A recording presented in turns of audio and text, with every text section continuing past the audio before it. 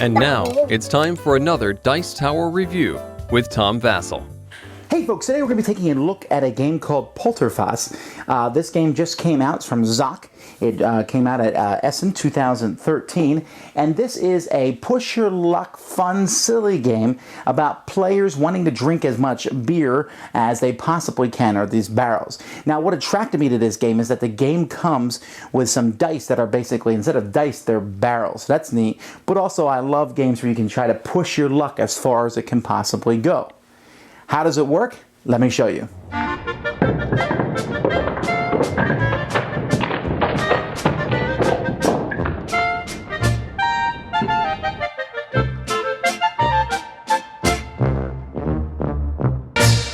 Up to 6 players can play. Each player gets a coaster and they get a set of cards that they'll be able to use. These cards range from 0 to 7, so there's 8 cards, 0, 1, 2, 3, 4, 5, 6, 7. There's also a cup in the game, and then a bunch of dice, or barrels. The dice have different numbers. This one has an 8 on one side and a 3 on the other. There's actually 2 of those. Then there's some dice that have 7 on one side and 4 on the other, and there's 2 of those also. Then there's 2 that have 5 on one side and 6 on the other. So you can see that there's the pattern of all the dice adding up to 11. And then there's a 9 on one side and a 2 on the other. Only one of those. Then there's 2 barrels. This one has a doubling side and a canceling side. And you have 2 of those. One person is going to be chosen to be the innkeeper. Everyone else is going to be coming and visiting that person. The innkeeper is going to take his coaster. They're going to put all the dice into a cup and they're going to roll them. They're going to be looking only at the ones that are standing up. So in this case, I have 11 barrels, but I'm going to have to double one of them and cancel another one. So this could be 16 barrels, or it could be 6 barrels. Those are really my options. Now, the innkeeper is going to possibly get to roll again if he wants to, but before he does so, each other player is going to look at the cards in their hand, and they can put 1 or 2 cards face down. That is the number of barrels that they want. So you can go anywhere from 0 all the way up to 13. So your first roll, it doesn't matter. You have a barrel, so there are 7 barrels standing. But after that, the innkeeper can stop right there, or he can roll again. Each time he rolls, there has to be some barrels that are standing, or else he's in trouble. He's allowed to re-roll the special barrels, but the other barrels, once they are standing, that's it. So he can stop anytime he wants. After his first roll, everybody plays cards face down, and in this instance, you can see that no barrel stood face up, so the innkeeper has failed here, and I'll show you what that happens in a second.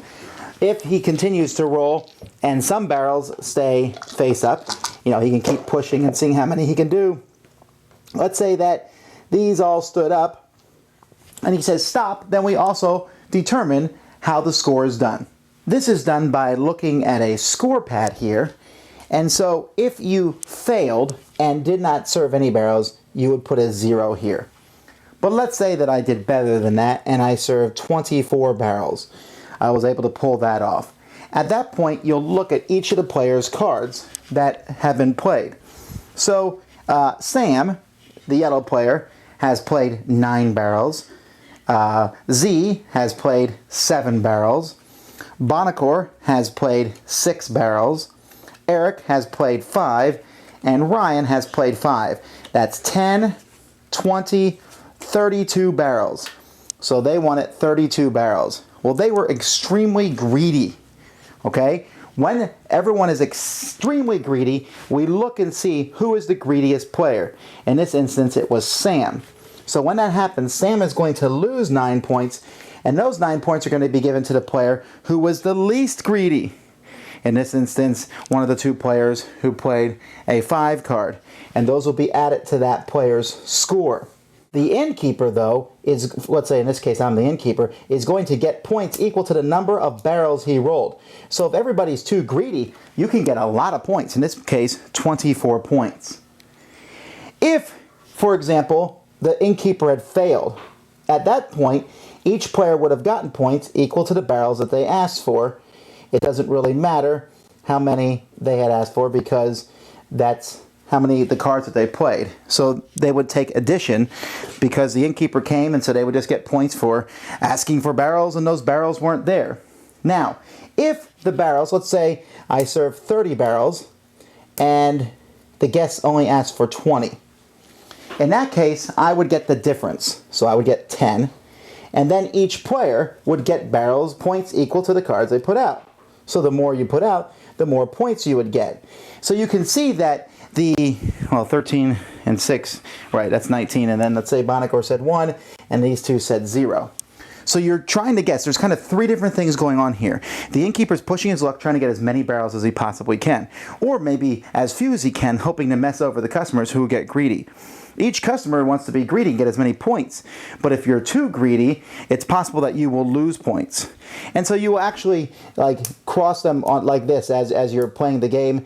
You'll say, okay, 9 minus 9, here I got 0, and then 0 plus 6 is 6. And so you'll basically take your current score, put it there, and add it to your final score.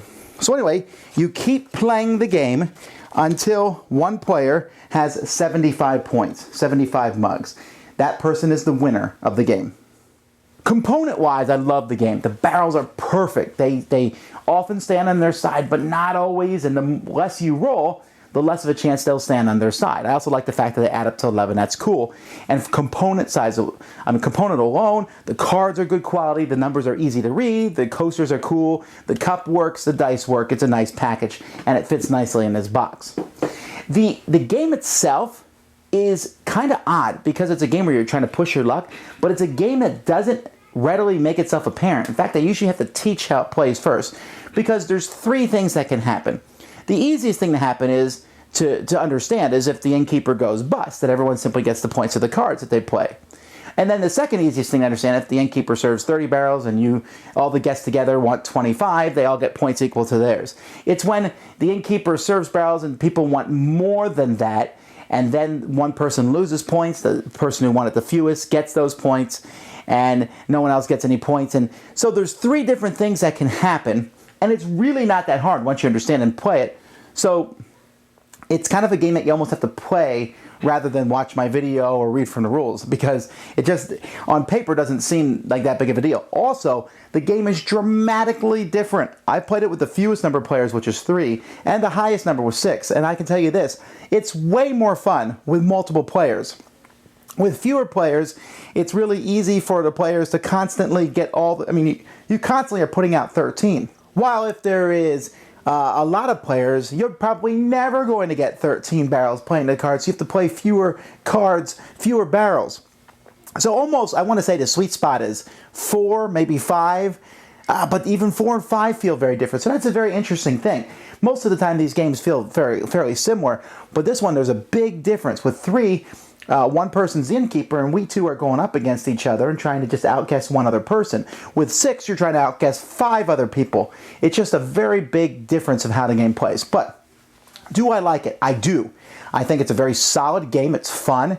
It's easy to play. Like I said, it takes a bit to teach people, especially for like a game of this complexity. And you'll have to have someone who likes to keep the score. It reminded me of bowling scoring as you add it and subtract the points. And it's possible sometimes for someone to just get lucky and just get a whole pile of barrels at one point.